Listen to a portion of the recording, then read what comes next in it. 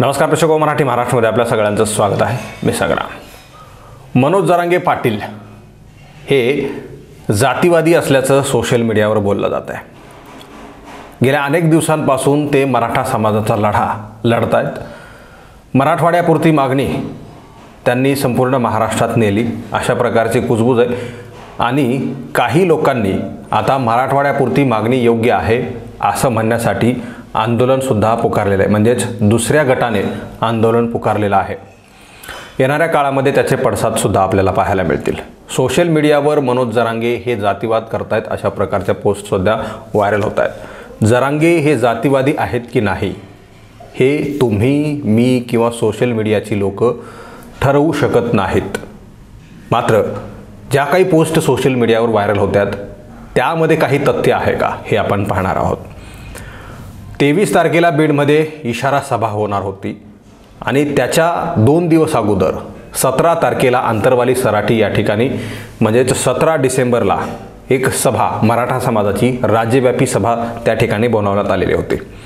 Stage उभा करण्यात आलेलं होतं, काही प्रमाणामध्ये पॅन्डल उभारले होते आणि मोठ्या संख्येनं त्या ठिकाणी मराठा समाज उपस्थित होता.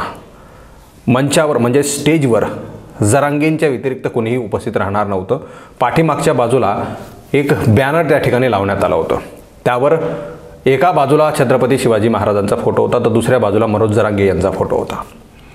आणि वरच्या बाजूला डॉक्टर बाबासाहेब आंबेडकर, संभाजी राजे, मासाहेब जिजाऊ, आरक्षणाचे जनक राजर्षी शाहू महाराज यांची फोटो लावण्यात आली होती.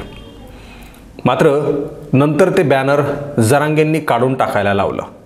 आता मनोज जरांगेंचं म्हणणं होतं की त्या बॅनरमध्ये मी छत्रपती शिवाजी महाराजांच्या उंचीपेक्षा म्हणजे वरती झालो आहे. म्हणजे एकीकडे छत्रपती शिवाजी महाराजांची प्रतिमा आहे आणि दुसरीकडे जरांगेंची आहे. तर जरांगेंचं म्हणणं होतं की मी छत्रपती शिवाजी महाराजांपेक्षा मोठा नाही आहे, म्हणून माझी उंची त्यांच्यापेक्षा 2 इंच तरी किमान खाली असली पाहिजे असं त्यांचं म्हणणं होतं आणि म्हणून ते बॅनर काढून टाकायला लावलेलं आहे.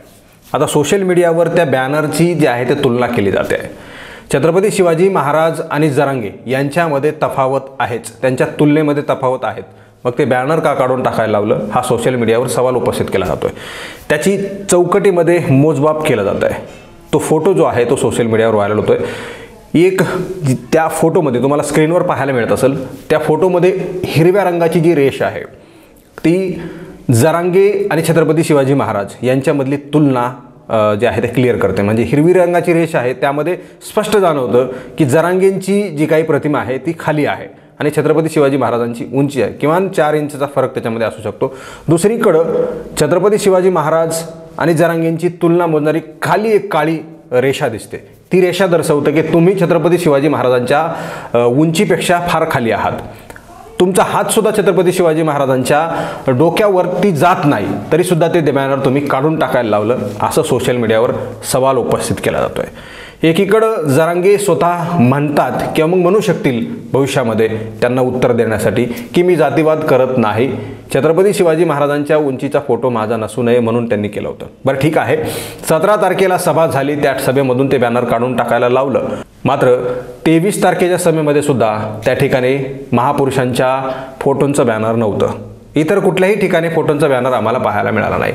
काही समाजातील सर्व धर्म समभाव राखणाऱ्या मराठा बांधवांचे अभिनंदनच आहे की आम्हाला आंतरवाली सराटीपासून तर महाराष्ट्रभर अनेक ठिकाणी म्हणजेच काही तुरळक ठिकाणी महापुरुषांची फोटो लावलेली बॅनर पाहायला मिळाले. कदाचित त्याच्यावर जरांगेंची नजर गेली नसेल म्हणून ते बॅनर वाचले असावेत अशीही चर्चा केली जाते, असं बोललं सुद्धा जाते.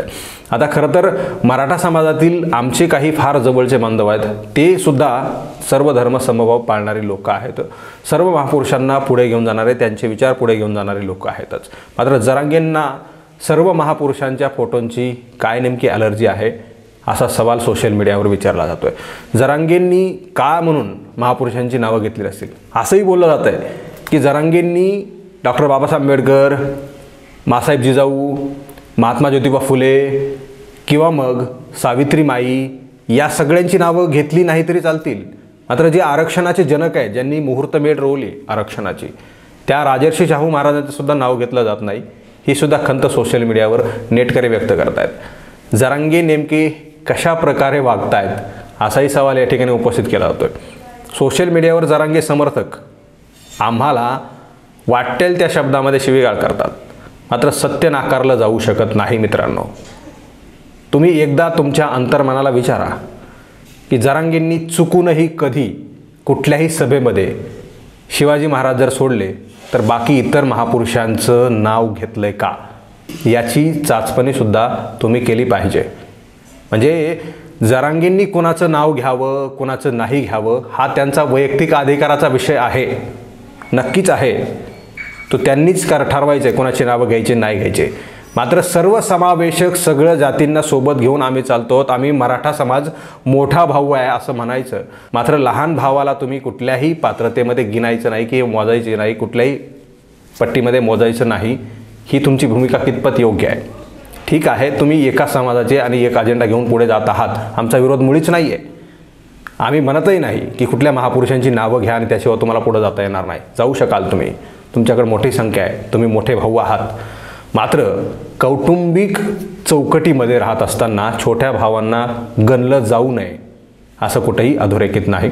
त्यामुळे तुम्ही गणलं पाहिजे होतं अशा प्रकारचा सवाल सोशल मीडियावर व्यक्त केला जातोय, विचारला जातोय. याचं उत्तर जरांगेंनी द्यायचं असेल द्यावं, अन्यथा समाजामध्ये मेसेज गेलाय की जरांगे हे जातीवादी आहेत. ते नसतील तर त्यांनी येणाऱ्या काळामध्ये महापुरुषांची बॅनर आणि फोटो लावावेत असाही सोशल मीडियावर सल्ला त्यांना देण्यात येतोय. काय नेमक्या गोष्टी आहेत हे त्यांनाच माहीत आहेत. मित्रांनो, मी जे काही बोललो त्यावर तुम्हाला काय वाटतं? तुम्ही पारदर्शक पद्धतीनं चांगल्या पद्धतीनं कॉमेंट करा. अन्यथा तुमच्या कॉमेंटला कसं मोजायचं गिनायचं हे सोशल मीडियावर नव्यानं सांगायची गरज नाही. धन्यवाद.